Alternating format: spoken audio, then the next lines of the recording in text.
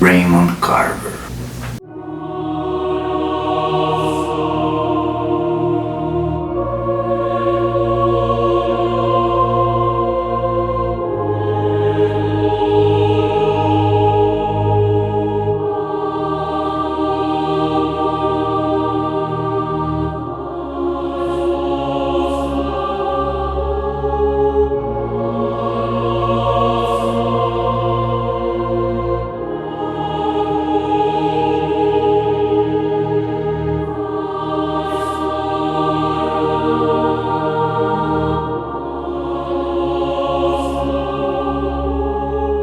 Ele soltou um pouco de fumaça pela boca.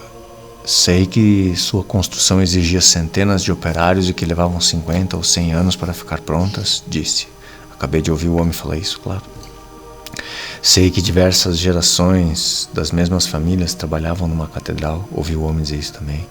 Os homens que iniciavam a vida trabalhando numa catedral morriam sem ver seu trabalho concluído. Nesse aspecto, meu camarada, eles não são em nada diferentes de nós, certo?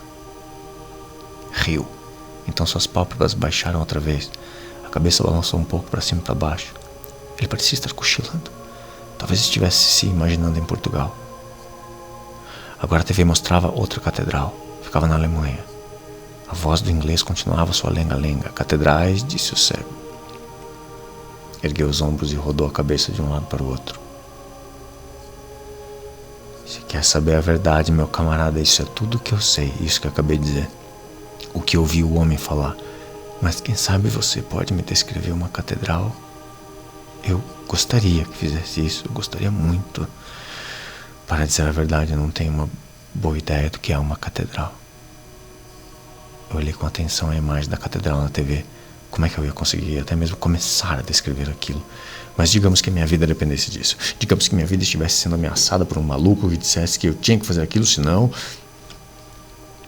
Observei mais um pouco a catedral antes de a imagem mudar de repente outra vez para uma paisagem rural. Não tinha jeito. Virei e falei pro cego. Antes de mais nada, elas são muito altas. Fiquei olhando em volta da sala em busca de alguma ideia. Elas sobem muito alto, vão subindo, subindo a vida toda na direção do céu.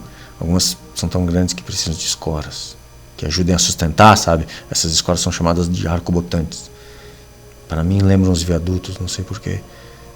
Mas talvez você não saiba como são os viadutos, não é? Às vezes as catedrais têm uns demônios, umas coisas assim esculpidas na frente. Às vezes uns senhores e umas senhoras. Não me pergunte por quê. Eu falei.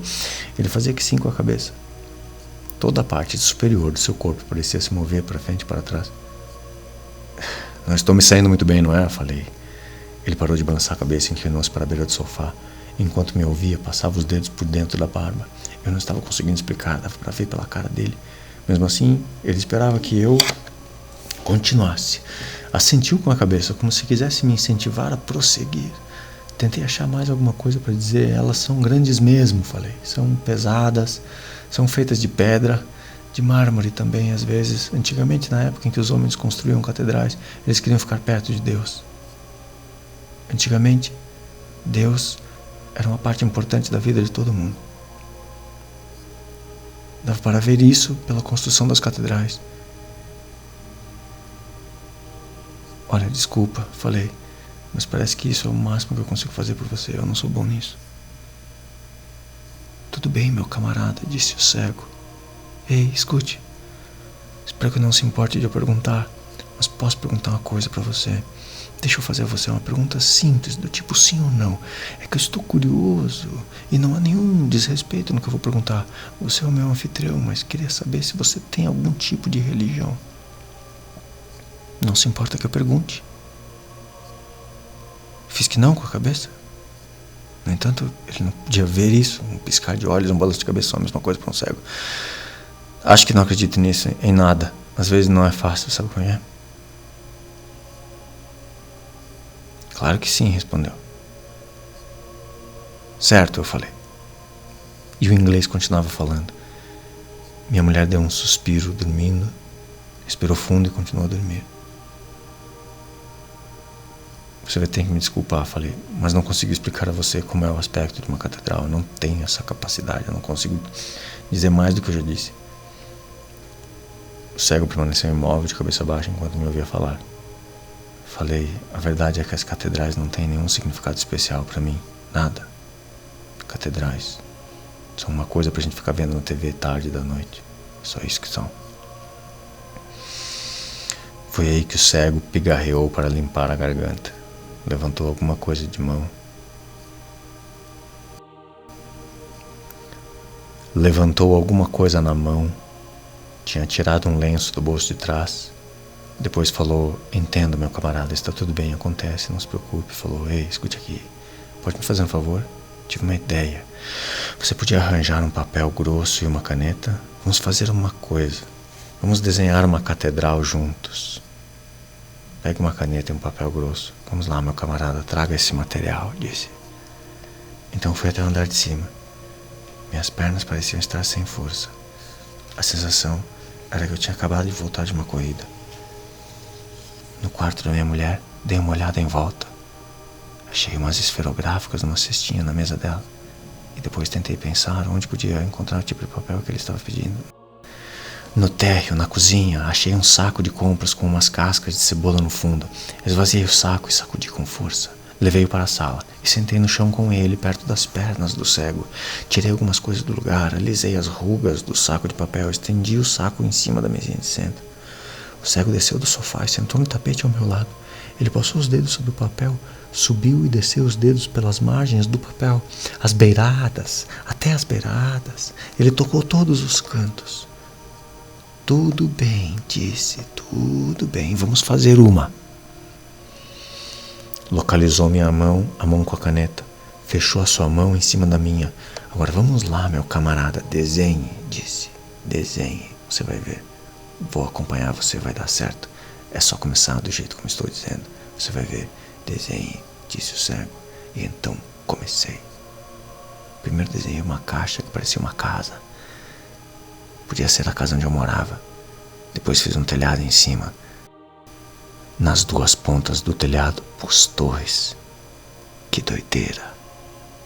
Ótimo, disse ele, fantástico.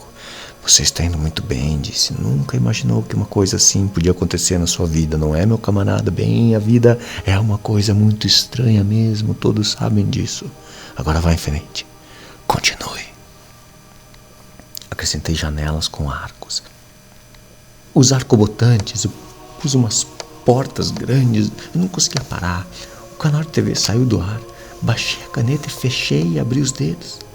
O cego tateou a superfície do papel, moveu as pontas dos dedos pelo papel, percorreu tudo que eu havia desenhado e assentiu com a cabeça. Está muito bom, disse o cego.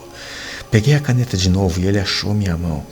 Continuei. Não sou nenhum artista nem nada, mas continuei desenhando assim mesmo. Minha mulher abriu os olhos e olhou para mim. Ela se endireitou no sofá, seu roupão ainda aberto. Ela falou, o que vocês estão fazendo? Me contem, eu quero saber. Eu não respondi. O cego disse, estamos desenhando uma catedral. Eu e ele estamos fazendo esse trabalho. Aperte a caneta com força. Ele me disse, assim mesmo, muito bem. Disse, claro, você pegou o jeito, meu camarada. Não há dúvida. Você achava que não ia conseguir, mas consegue, não é? Agora você esquentou os motores. Entende o que eu estou dizendo? Daqui a pouco a gente vai conseguir fazer aqui uma coisa fora do comum. Vamos pôr umas pessoas lá dentro agora. O que é uma catedral sem gente? Minha mulher disse, o que está acontecendo, Robert? O que você está fazendo? O que está acontecendo? Está tudo bem, disse ele. Agora feche os olhos, disse o cego para mim. Feche os olhos. E eu fechei. Fechei os olhos, como ele disse. Estão fechados? Perguntou. Não pode trapacear. Estão fechados, falei. Fique com os olhos assim, disse ele. Não pare. Continue desenhando. E a gente continuou desenhando. Os dedos dele guiavam os meus, enquanto minha mão se movia sobre o papel. Nunca na minha vida eu tinha experimentado uma coisa assim. Então ele disse, acho que está pronto. Acho que você conseguiu, disse ele. Dê uma olhada. O que acha? mas eu estava de olhos fechados. Fiquei com vontade de manter os olhos fechados por mais tempo. Achei que era uma coisa que eu devia fazer. E então? Perguntou ele. Está vendo? Meus olhos ainda estavam fechados.